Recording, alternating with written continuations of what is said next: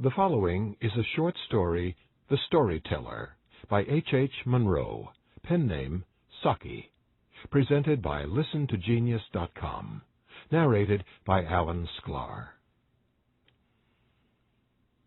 The Storyteller. It was a hot afternoon, and the railway carriage was correspondingly sultry, and the next stop was at Temple Combe, nearly an hour ahead. The occupants of the carriage were a small girl, and a smaller girl, and a small boy. An aunt belonging to the children occupied one corner seat, and the further corner seat on the opposite side was occupied by a bachelor, who was a stranger to their party. But the small girls and the small boy emphatically occupied the compartment. Both the aunt and the children were conversational in a limited, persistent way, reminding one of the attentions of a housefly that refused to be discouraged.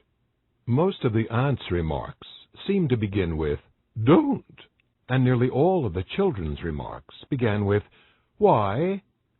The bachelor said nothing out loud. "Don't, Cyril, don't," exclaimed the aunt, as the small boy began smacking the cushions of the seat, producing a cloud of dust at each blow. "Come and look out of the window," she added. The child moved reluctantly to the window. "Why are those sheep being driven out of that field?" he asked. "I expect they're being driven to another field where there is more grass," said the aunt weakly. "But there's lots of grass in that field," protested the boy. "There's nothing else but grass there, aunt. There's lots of grass in that field."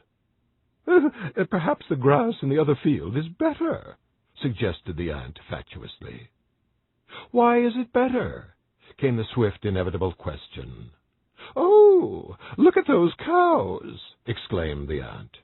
Nearly every field along the line had contained cows or bullocks, but she spoke as though she were drawing attention to a rarity. "Why is the grass in the other field better?" persisted Cyril. The frown on the bachelor's face was deepening to a scowl. He was a hard, unsympathetic man, the aunt decided in her mind. She was utterly unable to come to any satisfactory decision about the grass in the other field. The smaller girl created a diversion by beginning to recite "On the Road to Mandalay." She only knew the first line, but she put her limited knowledge to the fullest possible use. She repeated the line over and over again in a dreamy but resolute and very audible voice. It seemed to the bachelor as though someone had had a bet with her that she could not repeat the line aloud 2,000 times without stopping. Whoever it was who had made the wager was likely to lose his bet. "Come over here and listen to a story," said the aunt, when the bachelor had looked twice at her and once at the communication cord. The children moved listlessly towards the aunt's end of the carriage. Evidently, her reputation as a storyteller did not rank high in their estimation.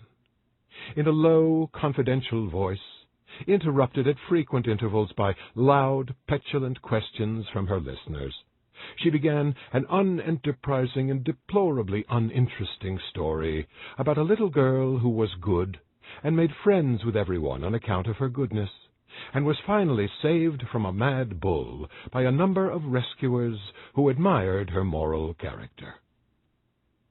"Wouldn't they have saved her if she hadn't been good?" demanded the bigger of the small girls. It was exactly the question that the bachelor had wanted to ask. "Well, yes," admitted the aunt lamely, "but I don't think they would have run quite so fast to her help if they had not liked her so much." "It's the stupidest story I've ever heard," said the bigger of the small girls, with immense conviction. "I didn't listen after the first bit. It was so stupid," said Cyril. The smaller girl made no actual comment on the story, but she had long ago recommenced a murmured repetition of her favorite line. "You don't seem to be a success as a storyteller," said the bachelor suddenly from his corner. The aunt bristled in instant defense at this unexpected attack. "It's a very difficult thing to tell stories that children can both understand and appreciate," she said stiffly. "I don't agree with you," said the bachelor. "Well, perhaps you would like to tell them a story," was the aunt's retort. "Tell us a story," demanded the bigger of the small girls. "Once upon a time," began the bachelor, "there was a little girl called Bertha, who was extraordinarily good." The children's momentarily aroused interest began at once to flicker. All stories seemed dreadfully alike, no matter who told them. She did all that she was told. She was always truthful. She kept her clothes clean, ate milk puddings as though they were jam tarts, learned her lessons perfectly, and was polite in her manners. "Was she pretty?" asked the bigger of the small girls. "Not as pretty as any of you," said the bachelor, "but she was horribly good." There was a wave of reaction in favor of the story. The word horrible, in connection with goodness, was a novelty that commended itself. It seemed to introduce a ring of truth that was absent from the aunt's tales of infant life. "She was so good," continued the bachelor, "that she won several medals for goodness, which she always wore, pinned onto her dress. There was a medal for obedience, another medal for punctuality, and a third for good behavior. They were large metal medals, and they clinked against one another as she walked. No other child in the town where she lived had as many as 3 medals, so everybody knew that she must be an extra good child." "Horribly good," quoted Cyril. "Everybody talked about her goodness, and the prince of the country got to hear about it, and he said that as she was so very good, she might be allowed once a week to walk in his park, which was just outside the town. It was a beautiful park, and no children were ever allowed in it, so it was a great honor for Bertha to be allowed to go there." "Were there any sheep in the park?" demanded Cyril. "No," said the bachelor, "there were no sheep." "Why weren't there any sheep?" came the inevitable question arising out of that answer. The aunt permitted herself a smile, which might also have been described as a grin. "There were no sheep in the park," said the bachelor, "because the prince's mother had once had a dream that her son would either be killed by a sheep or else by a clock falling on him. For that reason, the prince never kept a sheep in his park or a clock in his palace." The aunt suppressed a gasp of admiration. "Was the prince killed by a sheep or by a clock?" asked Cyril. "He's still alive, so we can't tell whether the dream will come true," said the bachelor unconcernedly. "Anyway, there were no sheep in the park, but there were lots of little pigs running all over the place." "What color were they?" "Black with white faces, white with black spots, black all over, gray with white patches, and some were white all over." The storyteller paused to let a full idea of the park's treasures sink into the children's imaginations. Then he resumed. "Bertha was very sorry to find that there were no flowers in the park. She had promised her aunts, with tears in her eyes, that she would not pick any of the kind prince's flowers, and she had meant to keep her promise, so of course it made her feel silly to find there were no flowers to pick." "Why weren't there any flowers?" "Because the pigs had eaten them all," said the bachelor promptly. "The gardeners had told the prince that you couldn't have pigs and flowers, so he decided to have pigs and no flowers." There was a murmur of approval at the excellence of the prince's decision. So many people would have decided the other way. There were lots of other delightful things in the park. There were ponds with gold and blue and green fish in them, and trees with beautiful parrots that said clever things at a moment's notice, and hummingbirds that hummed all the popular tunes of the day. Bertha walked up and down and enjoyed herself immensely, and thought to herself, "If I were not so extraordinarily good, I should not have been allowed to come into this beautiful park and enjoy all that there is to be seen in it." And her 3 medals clinked against one another as she walked, and helped to remind her how very good she really was. Just then an enormous wolf came prowling into the park to see if it could catch a fat little pig for its supper. "What color was it?" asked the children, amid an immediate quickening of interest. "Mud color all over, with a black tongue and pale gray eyes that gleamed with unspeakable ferocity.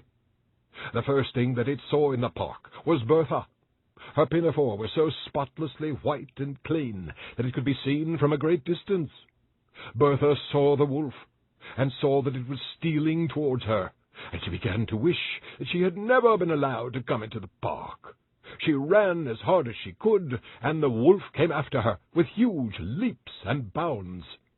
She managed to reach a shrubbery of myrtle bushes, and she hid herself in one of the thickest of the bushes. The wolf came sniffing among the branches, its black tongue lolling out of its mouth, and its pale gray eyes glaring with rage. Bertha was terribly frightened, and thought to herself, "If I had not been so extraordinarily good, I should have been safe in the town at this moment." However, the scent of the myrtle was so strong that the wolf could not sniff out where Bertha was hiding, and the bushes were so thick that he might have hunted about in them for a long time without catching sight of her. So he thought he might as well go off and catch a little pig instead. Bertha was trembling very much at having the wolf prowling and sniffing so near her, and as she trembled, the medal for obedience clinked against the medals for good conduct and punctuality. The wolf was just moving away when he heard the sound of the medals clinking, and stopped to listen. They clinked again in a bush quite near him. He dashed into the bush, his pale gray eyes gleaming with ferocity and triumph, and dragged Bertha out, and devoured her to the last morsel. All that was left of her were her shoes, bits of clothing, and the 3 medals for goodness. Were any of the little pigs killed? No, they all escaped. The story began badly, said the smaller of the small girls, but it had a beautiful ending. It is the most beautiful story that I ever heard, said the bigger of the small girls with immense decision. It's the only beautiful story I've ever heard, said Cyril.